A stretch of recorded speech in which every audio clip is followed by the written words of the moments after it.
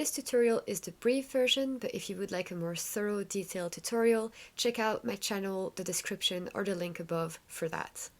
In this video, I'm going to show you how to avoid this jagged, irregular edge, and in return, you will have this nice, crisp edging that is simply made with a crochet hook. So if you're interested, keep on watching.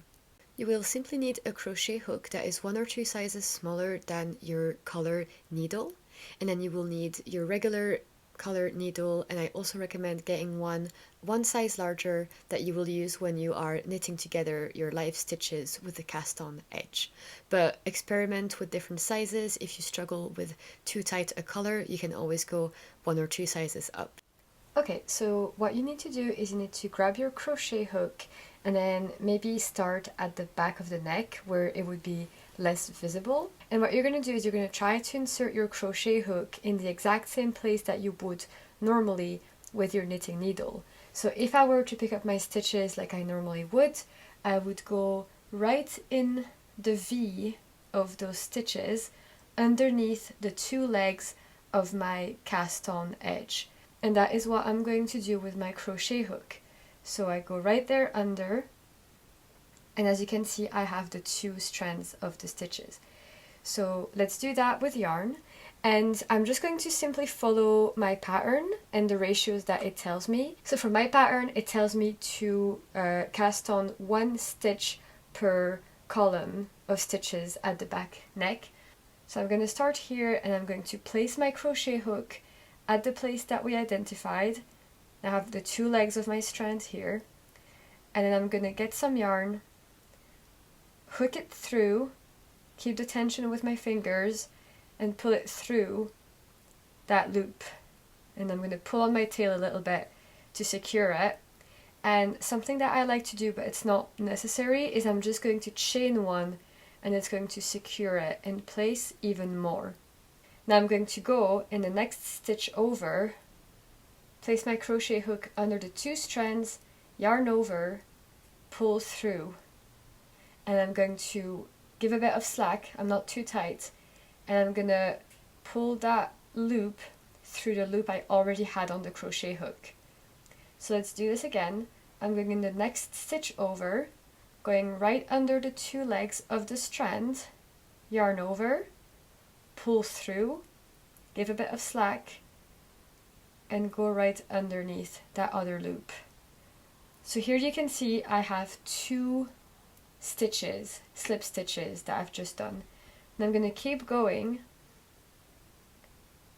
all the way across until it is time to work the shoulder edges. And you can see here my line of slip stitches that is sitting right on top of my back stitches. Okay, so now I've reached the point where I've got to pick up stitches on the shoulder edge, on the horizontal stitches instead of vertical. And if you've picked up stitches before, you know that you have to pick up in the selvage edge instead of just picking up the column of stitches. It's the exact same thing here. And my pattern has changed the ratio. Now it is 2 out of 3 rounds, so I'm just simply going to follow that. We're almost reaching the beginning where we cast on here. And so I'm just going to get my crochet hook, go under my first slip stitch, so you can see the V here, pull through, and pull through. And then that's it. We've just done our slip stitch edge. So if you've counted your stitches, you should have the right amount of neck stitches that the pattern tells you to do. But what we're going to do now is we're going to place our needle, the same needle that we're going to use for the neck ribbing, into the loop that we just left from our crochet hook, pull on the tail or the working yarn to make it nice and snug. And here we have 2 different options, and it totally depends on your personal preference. We can either go in the middle of our slip stitches like this. As you can see, there's the left leg here and the right leg here, and I'm going in the middle.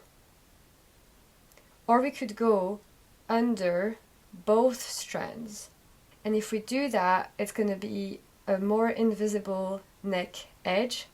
So here I've picked up a few stitches, and you can see that I am getting this horizontal line of slip stitches, and this is what I want. But if you don't like this line, you can feel free to go under both legs like I just demonstrated. So just continue doing this all around. You go into each of the slip stitches, so a 1-to-1 ratio, and take your time, make sure that you're not splitting your yarn, not missing anything, and you've already done the hard work of finding the location, so you're really just picking up stitches. So here I'm just at the end of my row almost, and that's it. So now if we look at our sweater, we've just picked up the stitches all around. So now if you want to, you can start your ribbing normally. So I would put a stitch marker and I would start my 1-by-1 rib like so. So as you can see, I finished doing the ribbing on the neck, and I've also changed my right needle into a size bigger just to make sure that I keep some stretch. So we're gonna go and sew or knit together the live stitches and the pickup edge. So for the knit stitch, I go down all the way, I find the next purl column at my cast on edge, pick it up and place it on my needle, knit 2 together, and then bind off the previous stitch, keeping things loose. Then the purl stitch, we just knit it, and then we bind off the stitch before. And we're going to keep repeating that for the entire neck edge, and I'll meet you when that's done. So then we end up with just 1 stitch on the needle. I'm going to cut my yarn, pass the yarn through that loop to secure it, and I'm going to weave that in later. But here is our neck edge. I hope that you found this useful, and thank you so much for watching. Happy knitting! Bye!